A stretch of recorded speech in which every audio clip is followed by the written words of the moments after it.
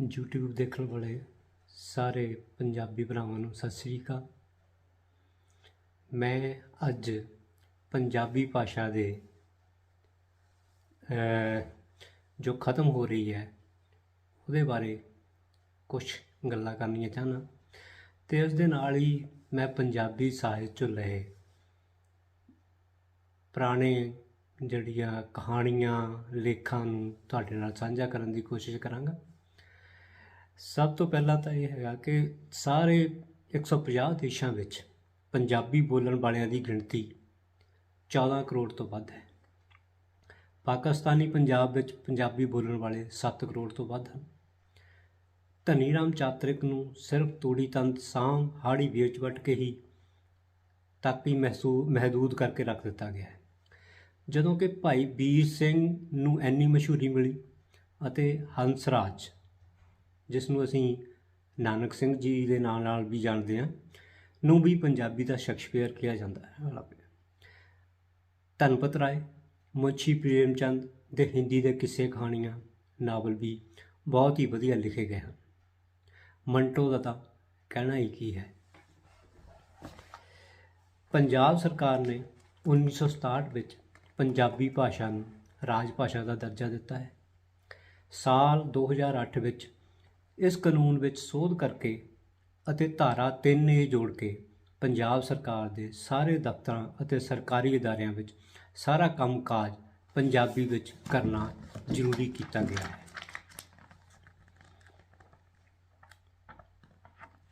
ਮੈਂ ਅੱਜ ਜੋ ਕਹਾਣੀ ਤੁਹਾਨੂੰ ਸੁਣਾਉਣ ਜਾ ਰਿਹਾ ਹਾਂ ਉਹ ਜਲ੍ਹਿਆਂਵਾਲੇ ਬਾਗ ਦੀ ਹੈ।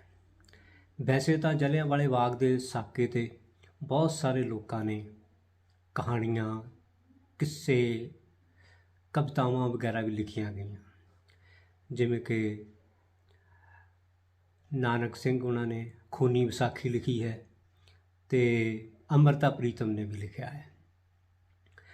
ਪਰ ਇਸ ਦੇ ਵਿੱਚ ਜੇ ਗੱਲ ਕਰੀਏ ਅੱਖੀਂ ਦੇਖੇ ਦੀ ਜਾਂ ਮੰਟੋ ਦੀ ਜਵਾਨੀ, ਤਾਂ ਇਹ ਕਹਾਣੀ ਕੁਝ ਹੋਰ ਹੀ ਬਿਆਨ ਕਰਦੀ ਹੈ। ਜਲ੍ਹਿਆਂਵਾਲਾ ਬਾਗ ਦਾ ਮਾਲਕ ਪੰਡਤ ਜੱਲਾ ਸੀ। ਉਸ ਵੱਲੋਂ ਬਣਾਇਆ ਬਾਗ ਤਾਂ ਉਜੜ ਗਿਆ ਸੀ, ਕੇਵਲ ਨਾਂ ਵਜੋਂ ਹੀ ਬਾਗ ਰਹਿ ਗਿਆ ਸੀ। 13 ਅਪ੍ਰੈਲ ਨੂੰ ਇਸ ਵਿੱਚ ਜਲਸਾ ਹੋਣ ਮੀਟਿੰਗ ਬਾਰੇ ਕੁਝ ਦੱਸਿਆ ਗਿਆ ਹੈ। ਉਸ 'ਤੇ ਹੀ ਇਹ ਕਹਾਣੀ ਆਧਾਰਿਤ ਹੈ।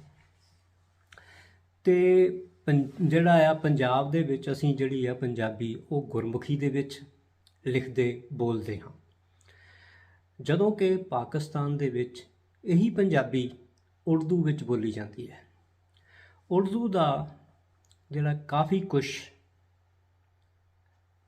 ਲਹਿਜਾ ਉਹ ਹਿੰਦੀ ਵਾਲਾ ਹੀ ਹੈ। ਇਸ ਲਈ ਇਹ ਕਹਾਣੀ ਹਿੰਦੀ ਦੇ ਵਿੱਚ ਹੀ ਸਾਨੂੰ ਜਿਹੜੀ ਆ ਉਹ ਲੱਗਦੀ ਹੈ ਕਿ ਜਿਸ ਤਰੀਕੇ ਨਾਲ ਹਿੰਦੀ ਨੇ ਹੀ ਲਿਖੀ ਹੋਵੇ। ਮੈਂ ਹੁਣ ਇਹ ਕਹਾਣੀ ਸ਼ੁਰੂ ਕਰਦਾ ਹਾਂ। ਮੰਟੋ ਦੀ ਜਵਾਨੀ 1919 ਦੀ ਇੱਕ ਗੱਲ। ये 1919 की बात है भाईजान, जब रॉल्ट एक्ट के ख़िलाफ़ सारे पंजाब में एजिटेशन हो रही थी। मैं अमृतसर की बात कर रहा हूँ। सर माइकल ओडवायर के डिफेंस ऑफ इंडिया रूल्स के तहत महात्मा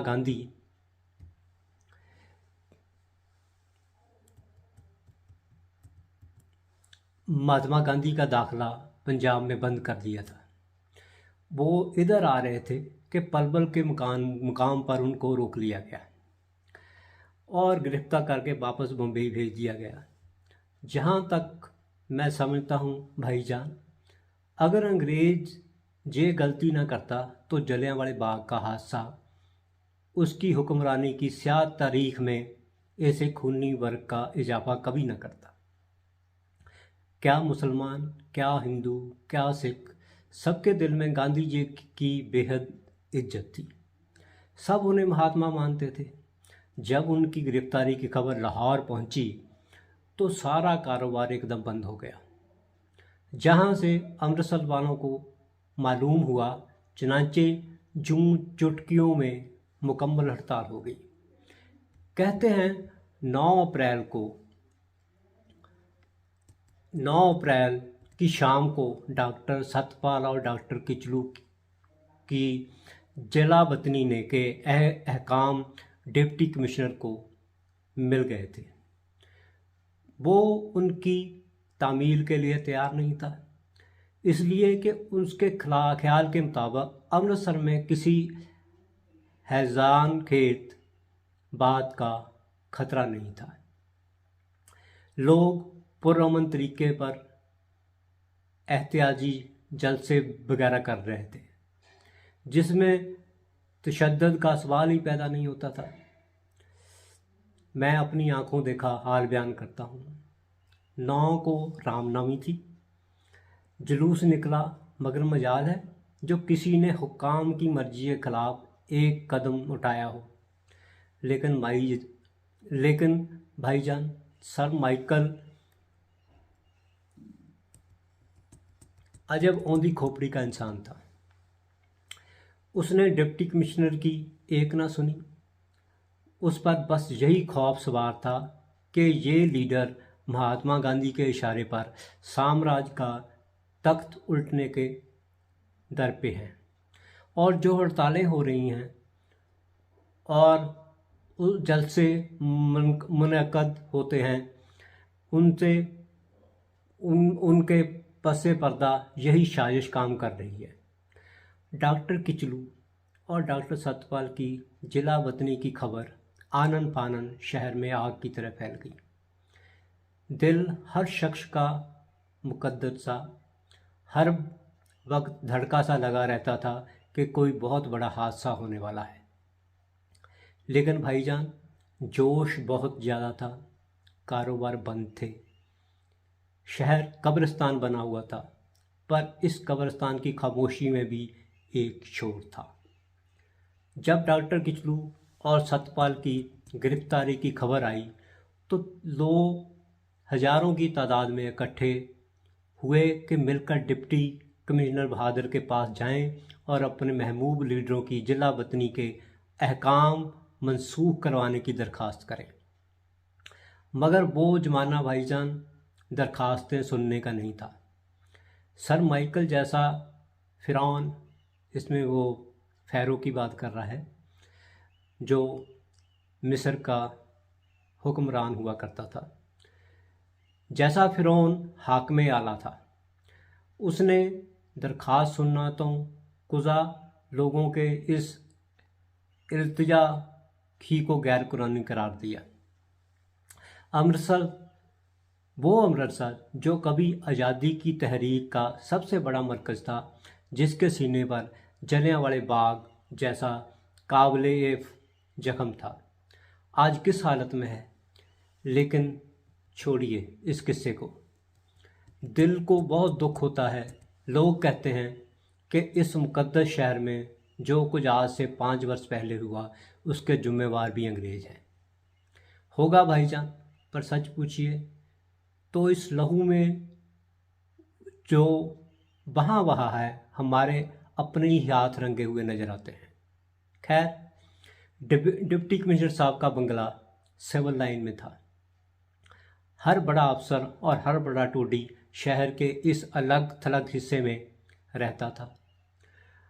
आपने अमसर देखा है तो आपको मालूम होगा कि शहर और सिविल लाइंस को मिलाने वाला एक पुल है, जिस पर से गुजरकर आदमी ठंडी सड़क पर पहुंचता है, जहां हाकिमों ने अपने लिए ये आरजी जन्नत बनाई हुई थी। हजूम जब हाल दरवाजे के करीब पहुंचा तो मालूम हुआ कि पुल पर घोड़सवार गोरों का पहरा है। हजूम बिल्कुल ना रुका और बढ़ता गया। भाईजान, मैं उसमें शामिल था। जोश कितना था मैं बयान नहीं कर सकता, लेकिन सब निहत्थे थे। किसी के पास एक मामूली छड़ी तक ना थी। असल में तो वे सिर्फ इस गरज से निकले थे कि इज्तिमाई तौर पर अपनी आवाज़ हाकिम शहर तक पहुंचाएं और उससे दरख्वास्त करें कि डॉक्टर किचलू और डॉक्टर सत्यपाल को गैर मशरूत तौर पर रिहा कर दें। हजूम पुल की तरफ बढ़ता रहा। लोग करीब पहुंचे तो गोरों ने फायर शुरू कर दिए। इससे भगदड़ मच गई। वो गिनती में सिर्फ 20-25 थे और हजूम सैकड़ों पर मुश्तमिल था। लेकिन भाई, गोली की दहशत बहुत होती है। ऐसी अफरा तफरी फैली कि अल्लामा कुछ गोलियों से घायल हुए और कुछ भगदड़ी में जख्मी हुए।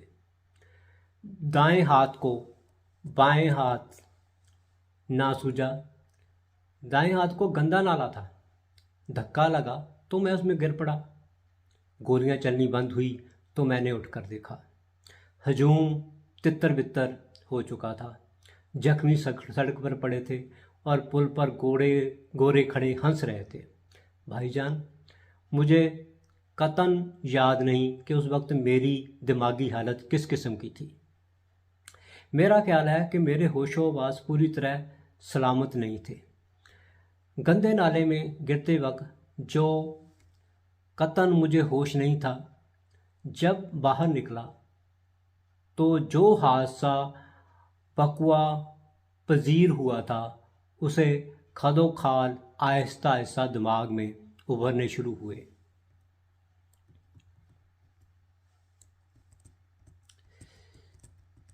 दूर शोर की आवाज़ सुनाई दे रही थी, जैसे बहुत से लोग गुस्से में चीख रहे हैं। मैं गंदा नाला अबूर करके जाहिरा पीर के तकिए से होता हुआ हाल दरवाजे के पास पहुंचा तो देखा कि 30-40 नौजवान जोश में भरे पत्थर उठा उठाकर दरवाजे के घड़ियाल पर मार रहे हैं। उसका शीशा टूटकर सड़क पर गिरा तो एक लड़के ने बाकियों से कहा, चलो मल्लिका का बुत तोड़ें। दूसरे ने कहा, नहीं यार, कोतवाली को आग लगाएं। तीसरे ने कहा, और सारे बैंकों को भी। चौथे ने उनको रोका, ठहरो, इससे क्या फ़ायदा, चलो पुल पर उन लोगों को मारें। मैंने उसको पहचान लिया। ये थैला कंजर था। नाम मोहम्मद तुफैल था, मगर थैला कंजर के नाम से मशहूर था, इसलिए कि एक तबाह के वतन से था। बड़ा आवारागर्द था। छोटी उम्र ही में उसकी जुए और शराबखोरी की लत पड़ गई थी। उसकी 2 बहनें शमशाद और अलमास अपने वक्त की हसीन तरीन तवाइफें थीं। शमशाद का गला बहुत अच्छा था। उसका मुजरा सुनने के लिए रईस बड़ी दूर दूर से आते थे। दोनों अपने भाई की करतूतों से बहुत नालां थी। शहर में मशहूर था कि उन्होंने एक किस्म का उसको आकर कर रखा था। फिर भी वो किसी न किसी हीले अपनी ज़रूरत के लिए उनसे कुछ ना कुछ वसूल कर ही लेता था। वैसे तो बहुत खुशपोश रहता था, अच्छा खाता था, अच्छा पीता था, बड़ा नफासत पसंद था। बजला संजी और लतीफ़ा गोई मिजाज में कूट कूट के भरी हुई थी। मिरासियों और भांडों के सोकरानापन से बहुत दूर रहता था।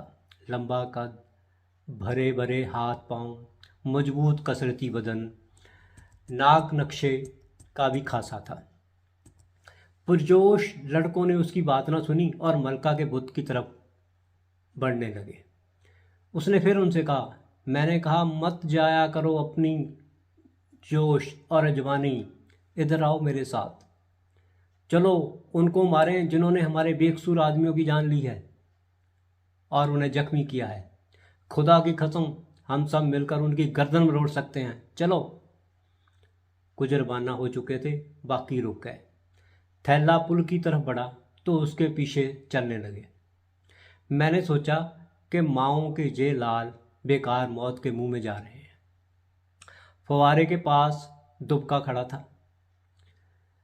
वहीं मैंने थैले को आवाज दी और कहा, मत जाओ यार, क्यों अपनी और उनकी जान के पीछे पड़े हो। थैले ने ये सुनकर एक अजीब सा कहकहा बुलंद किया और मुझसे कहा, थैला सिर्फ ये बताने चला है कि वो गोलियों से डरने वाला नहीं। फिर वो अपने साथियों से मुखातब हुआ, तुम डरते हो तो वापस जा सकते हो।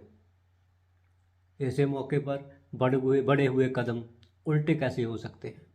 और फिर वो भी उस वक्त जब लीडर अपनी जान हथेली पर रखकर आगे आगे जा रहा हो। थैले ने कदम तेज किए तो उसके साथियों को भी करने पड़े। हाल दरवाजे से पुल का फासला कुछ ज़्यादा नहीं होगा, कोई 60-70 के गज के करीब। थैला सबसे आगे आगे था, जहाँ से पुल का 2 राया मुतवाजी जंगला शुरू होता है। वहाँ से 15-20 कदम के फासले पर 2 घुड़सवार गोरे खड़े थे। थैला नारा लगाता जब बंगले के आगाज के पास पहुंचा तो फायर हुआ। मैं समझा कि वो गिर पड़ा है, लेकिन देखा कि वो उसी तरह जिंदा आगे बढ़ रहा है। उसके बाकी साथी डर के भाग खड़े हुए। मुड़कर उसने पीछे देखा और चिल्लाया, भागो नहीं, आओ। उसका मुंह मेरी तरफ था कि एक और फायर हुआ। पलटकर उसने गोरों की तरफ देखा और पीठ पर हाथ फेरा। भाईजान, नज़र तो मुझे कुछ नहीं आया, मगर मैंने देखा कि उसकी सफ़ेद बोस्की की कमीज पर लाल लाल धब्बे थे। वो और तेज़ी से बढ़ा जैसे जख्मी शेर। एक और फायर हुआ। वो लड़खड़ाया, मगर एक कदम मजबूत करके वो घुड़सवार गोरे पर लपका। और चशन जजन में जाने क्या हुआ, घोड़े की पीठ खाली थी। घोड़ा जमीन पर था और थैला उसके ऊपर। दूसरे घोड़े ने, जो करीब था और पहले बौखला गया था, बिदकते हुए घोड़े को रोका और धड़ाधड़ फायर शुरू कर दिए। उसके बाद जो कुछ हुआ मुझे मालूम नहीं। मैं वहाँ फुवारे के पास बेहोश होकर गिर पड़ा। भाईजान, जब मुझे होश आया तो मैं अपने घर में था।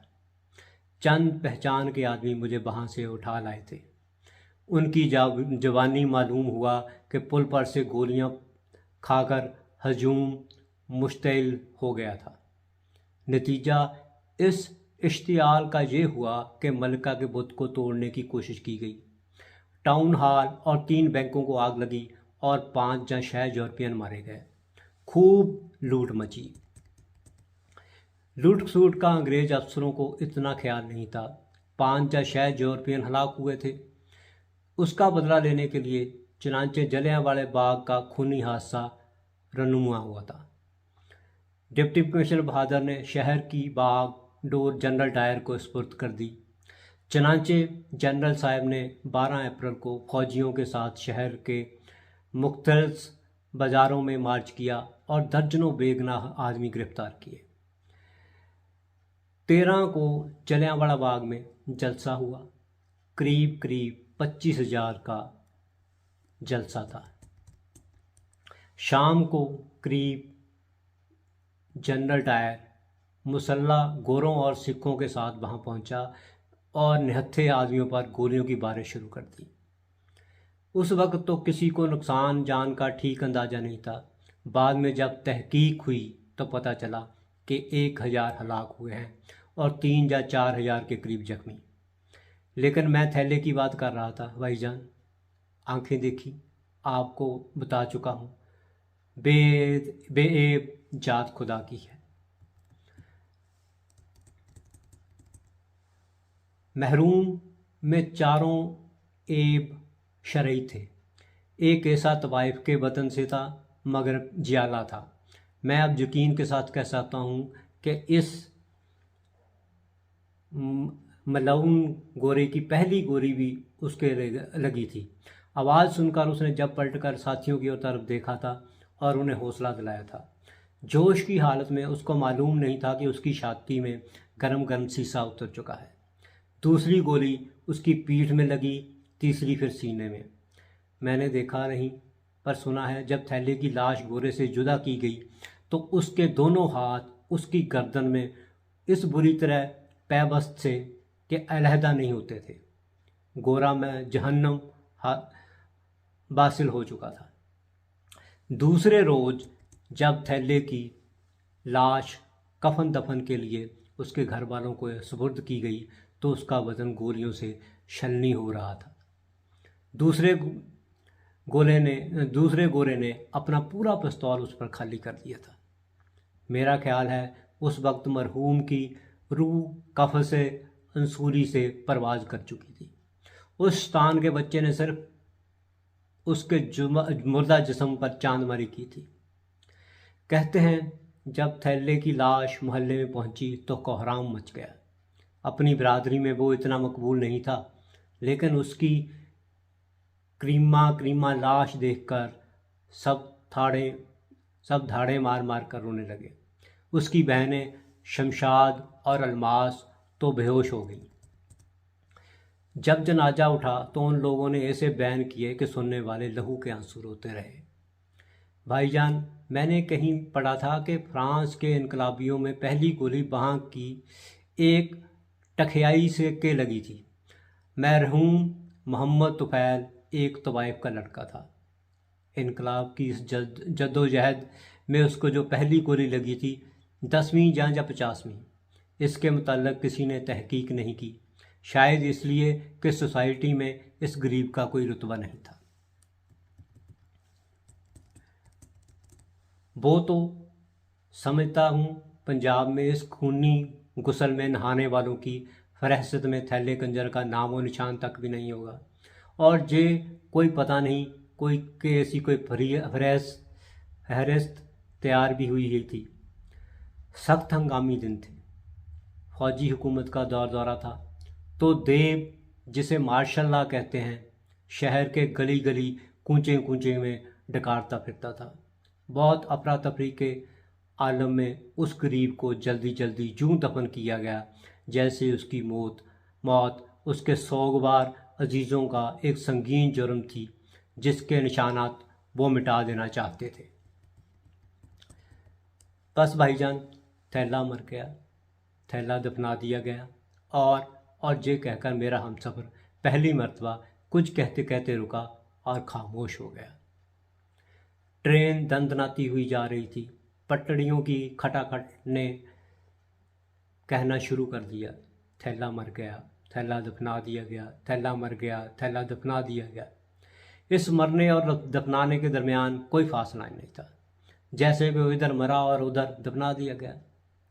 और खट खट के साथ इन अल्फाज की इस हम आहंगी कुछ इस कदर जज्बात से जारी आ रही थी कि मुझे अपने दिमाग से उन दोनों को जुदा करना पड़ा। चुनांचे मैंने अपने हम सफ़र से कहा, आप कुछ और भी सुनाने वाले थे? चौंक कर उसने मेरी तरफ से कहा, जी हाँ, उस दास्तान का एक अफसोसनाक हिस्सा बाकी है। मैंने पूछा, क्या?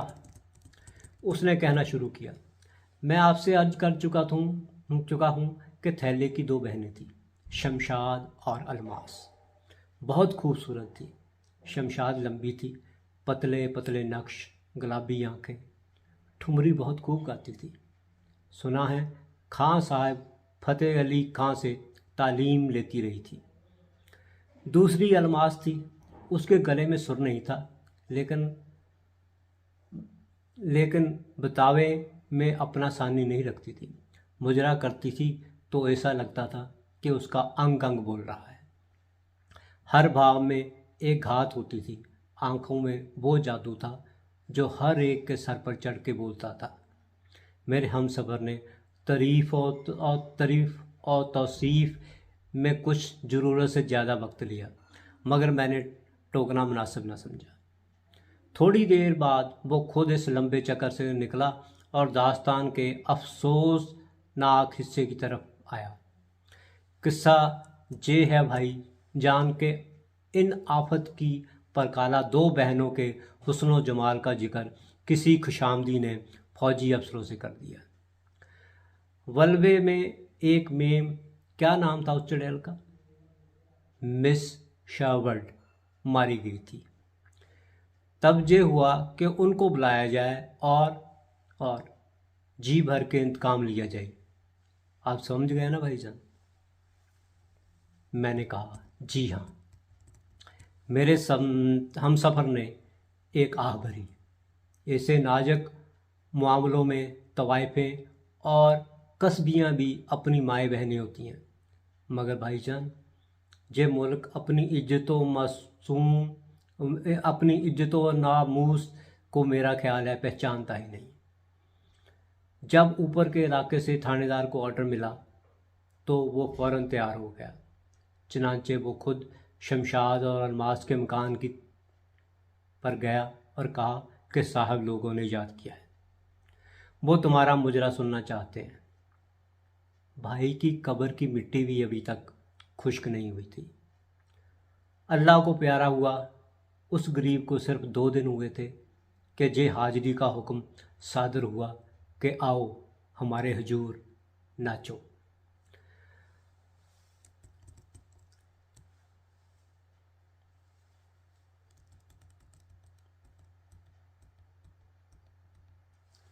अजतन का इससे बढ़कर पुरअज़ियत तरीका क्या हो सकता है। मुस्तवैद तमस्खुर की ऐसी मिसाल मेरा ख्याल है शायद ही कोई और मिल सके। क्या हुक्म देने वालों को इतना ख्याल भी ना आया कि दवाएं भी गैरतमंद होती है? हो सकती है, क्यों नहीं हो सकती। उसने अपने आप से सवाल किया, लेकिन मुखातिब वो मुझसे था। मैंने कहा हो सकती है। जी हाँ, थैला आखिर उनका भाई था। उसने किसी किमार खाने की लड़ाई भिड़ाई में अपनी जान नहीं दी थी। वो शराब पीकर दंगा फसाद करते हुए हलाक नहीं हुआ था।